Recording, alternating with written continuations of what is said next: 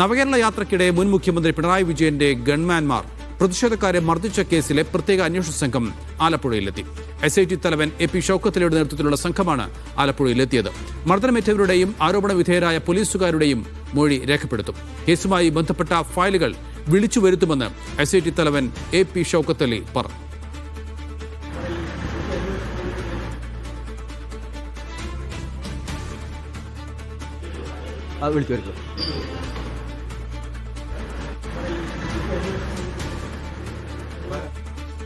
ഫൈസൽ അസീസാണ് വിവരങ്ങൾ നൽകുന്നത്. ഫൈസൽ, ദ്രുതഗതിയിൽ കാര്യങ്ങൾ മുന്നോട്ട് പോവുകയാണ്.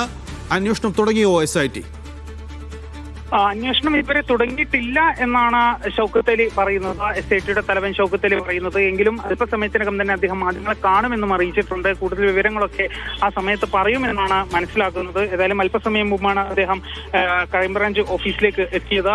ആ സമയത്താണ് അദ്ദേഹം പറയുന്നത് ഫയലുകളൊക്കെ വിളിച്ചു വരുത്തും, അന്വേഷണം ഇതുവരെ തുടങ്ങിയിട്ടില്ല എന്നാണ് പറയുന്നത്. എങ്കിലും ഇന്ന് തന്നെ മൊഴി രേഖപ്പെടുത്തും എന്നുള്ള സാധ്യതയുമുണ്ട്. കാരണം 15 ദിവസത്തിനകം തന്നെ അന്വേഷണ റിപ്പോർട്ട് സമർപ്പിക്കാനാണ് DGPയുടെ നിർദ്ദേശം. അതുകൊണ്ട് തന്നെ എത്രയും വേഗം അന്വേഷണം ആരംഭിച്ച് അതിന്റെ നടപടി സ്വീകരിക്കാൻ തന്നെയാണ് SITയുടെ തീരുമാനമെന്നാണ് മനസ്സിലാക്കുന്നത്. ഏതായാലും അല്പസമയത്തിനകം തന്നെ അദ്ദേഹം മാധ്യമങ്ങളെ കാണുമെന്ന് അറിയിച്ചിട്ടുണ്ട്.